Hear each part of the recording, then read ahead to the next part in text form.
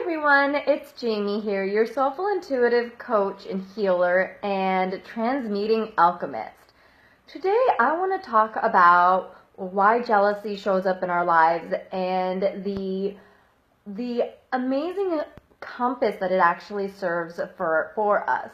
So oftentimes I see with my clients, they judge certain emotions as good or bad, when really none of our emotions in and of itself is bad. It's that when we hang on to any emotion, the ones that we label as positive or negative, when we don't allow it to flow, that's when it becomes problematic.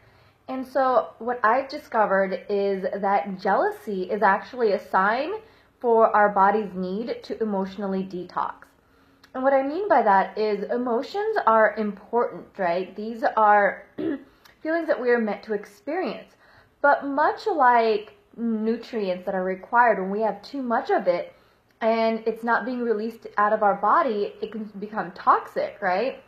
That there's a similar thing with emotions. When we hang on to them, it starts to become toxic, and that's when it's really important to detox. Because jealousy, it has like this power. It's like this wave, this rush. It's like a tsunami that comes out, right? Once you release it, if you've been, excuse me, if you've been hanging on to something for so long, all of a sudden you start talking about, someone that made you feel jealous and inferior, a coworker, maybe someone you're dating, one of their friends made you, like a relationship that he or she has with their friends makes you feel intimidated, insecure, maybe someone online, something that someone does that annoys you. A lot of things just flood out once we start talking about the things that we're jealous of.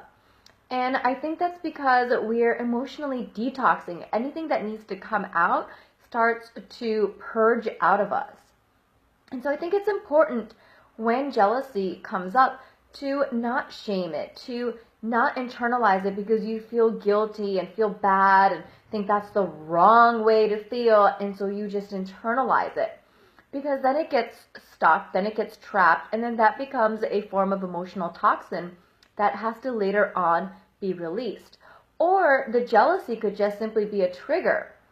And this is really fascinating because I encouraged one of my clients to get into the habit of expressing herself whenever she's jealous.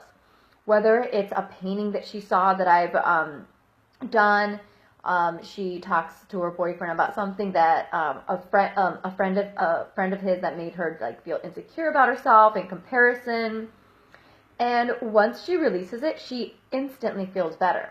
And her boyfriend is ready to talk about it to reassure her, and she's like, "I'm good," because what happened is it was just something that had to be released.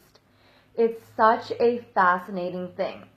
And I've really been trying to play with this for a while, and I was like, well, what is the benefit of jealousy? And that's what I think it is. It is literally a universal emotional detoxifying compass for our bodies. So I want you to play with this. Okay, if you don't feel comfortable when you experience jealousy to bring it up to someone right there and then journal on it. Write down, okay, this person made me feel jealous, this bothered me, and just start purging and let your thoughts flow. More than likely, a lot of other things that made you feel not just jealous, but insecure, things that frustrated you, things that annoyed you, whether it's a scarf that's out of place. Sometimes it's really ridiculous, the smallest things that are trapped inside of us, and we don't give it attention because we're busy, there's shiny object syndrome, or we label it as oh, that's insignificant, that's not something I should feel a certain way about. And then we keep it inside of ourselves, and that doesn't serve us. So get into the practice of flowing out of it. And let me know how this resonates with you. The more jealousy you experience, the more insecurities you have, the more of a heavier detox you may have to experience.